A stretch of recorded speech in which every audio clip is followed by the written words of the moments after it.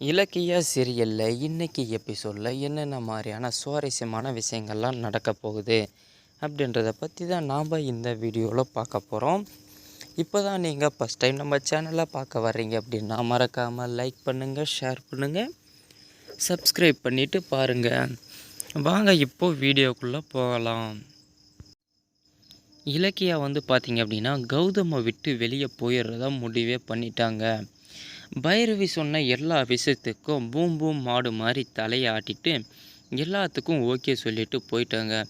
இது போதாததுக்கு நம்ம பைரவி மேடம் பார்த்திங்க அப்படின்னா இலக்கிய கையில் இவளை நம்ப முடியாது, எதுக்கு இருந்தாலும் ஒரு சேஃப்டிக்கு இவகிட்ட சத்தியத்தை வாங்கிப்போம் அப்படின்னு சொல்லிட்டு இலக்கியா நீ கௌதமை விட்டு நிரந்தரமாக நீ வெளியே போயிடுற அப்படின்னு சொன்னேன் அப்படின்னா என்னால் நான் எவ்வளோ வேணுமானாலும் காசு ரெடி பண்ணி கௌதமுக்கு தர முடியும்.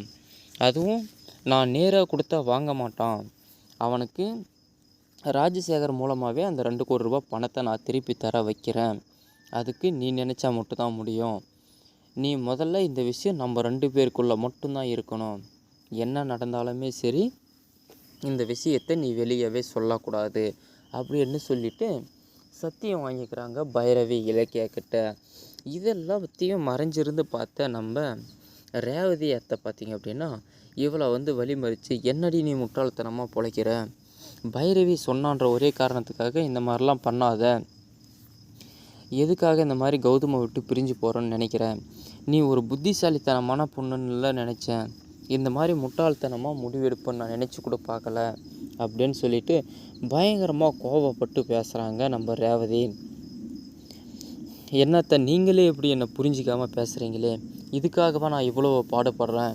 கௌதம் எப்படி வாழ்ந்த ஆள், வீட்டில் டைனிங் டேபிளில் பல வகை சாப்பாடோடு உட்காந்து சாப்பிட்றதுக்கும் இங்கே ஒரு வேளை சாப்பாட்டுக்கும் என்னுடைய தெய்வ நம்பி வாழ்கிறதும் எனக்கு சுத்தமாக பிடிக்கவே இல்லை. அவர் சொந்த காலில் வாழணும், எப்படியெல்லாம் ராஜா மாதிரி போயிட்டு இருந்தார், இங்கே எந்த அளவுக்கு கஷ்டப்படுறாரு, யாருக்காக, எல்லாமே என்னால் தானே, அவர் நல்லா இருக்கணுன்றதுக்காக நான் என்ன வேணுமானாலும் செய்ய தயாராக இருக்கேன் அப்படின்னு இலக்கியா சொல்கிறாங்க. நான் முதல்ல சேர்மனை நேரில் பார்த்து இந்த வேலையை ரிசைன் பண்ணிவிட்டு வரேன் அப்படின்னு சொல்கிறாங்க இலக்கியா. உனக்காக எவ்வளவோ வாய்ப்பு கிடைக்கும், இந்த மாதிரி முடிவெடுக்காத அப்படின்னு சொல்லிட்டு போயிடுறாங்க.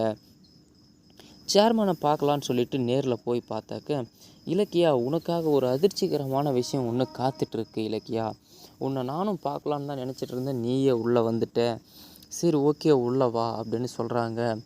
இதுக்கப்புறம் என்ன மாதிரியான சுவாரஸ்யமான விஷயங்கள்லாம் நடக்க போகுது அப்படின்றத அடுத்தடுத்து வர்ற வீடியோவில் பார்ப்போம். மறக்காமல் நம்ம சேனலை